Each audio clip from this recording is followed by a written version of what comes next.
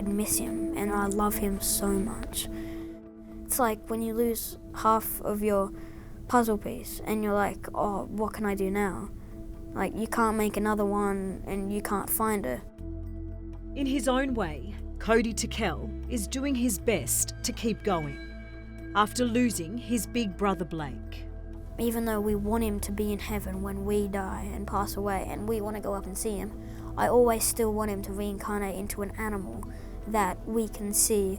And even though we have no clue that it's Blake, and the dog runs up to us and starts licking us, and Blake knows it's us and we have no clue, it's always still good to feel his presence. At 13 years old, Blake Tickell was an all-round champion. But no one looked up to him more than his little best mate. He was amazing. We'd always get into fights, just brotherly love, I guess. I could always see that whenever he'd do something nice, that he was doing it from the heart and not just to say, oh, sorry for breaking your toy. And whenever he'd apologise for doing anything, he'd always be really sincere about it. Like, he'd never make a fake, he'd never lie, he'd never steal, he was perfect. Blake was an Australian champion water skier. You're not really thinking about the speed, you're just thinking about when that straight is going to end and you can slow down, really. He would lose his life in a freak accident during a race. He had a dream to try and make it to world level, like world title championship level, and ski for Australia one day, but unfortunately that dream was never meant to be. It was supposed to be a fun family trip away, but it would now forever haunt Darren and Simone. Yeah, it was just one of those freak accidents. And we came around a corner and he all of a sudden just took a bit of a skip sideways, skipped outside the wash and tried to correct himself, but it all just happened so quick that Darren was in the boat and jumped in the water to try and save his boy. I'll always remember, I literally lived every day rolling him over and looking into his face and just knowing in my heart that this is not going to end well. My boy is not there. It's like looking into a blank canvas and yourself is just, part of you all is gone, it's just ripped out. An intensive care nurse for 24 years. Nothing could prepare Simone for the news her son didn't make it. We were sat down to let us know that he had a non-survivable brain injury.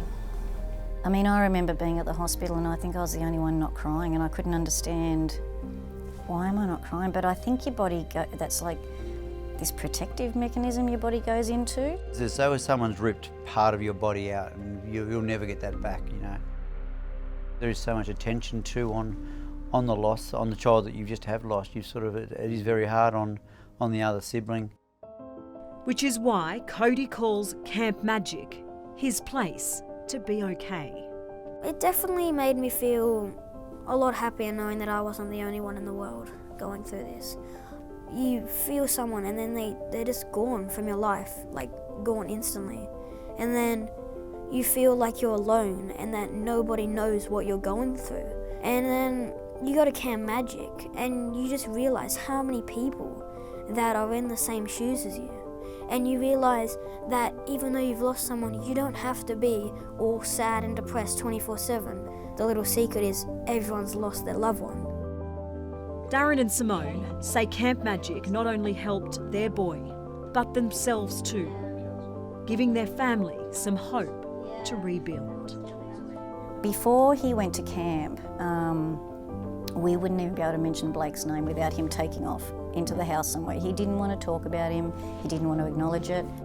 All the other children are all walking the same path as our boy was. And every one of those children that are at Camp Magic or attends those camps deals with it in their own different way, but Camp Magic brings them all together and makes them know that you can talk about it. It's not bad to talk about. It's not bad to cry.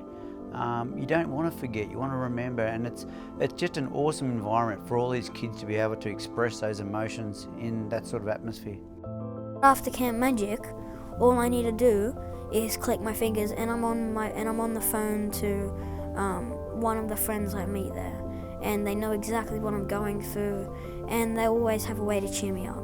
if you're grieving and you feel like you need help and you need other people supporting you, then Camp Magic is the one and best choice for you, because you always just know that you're not alone.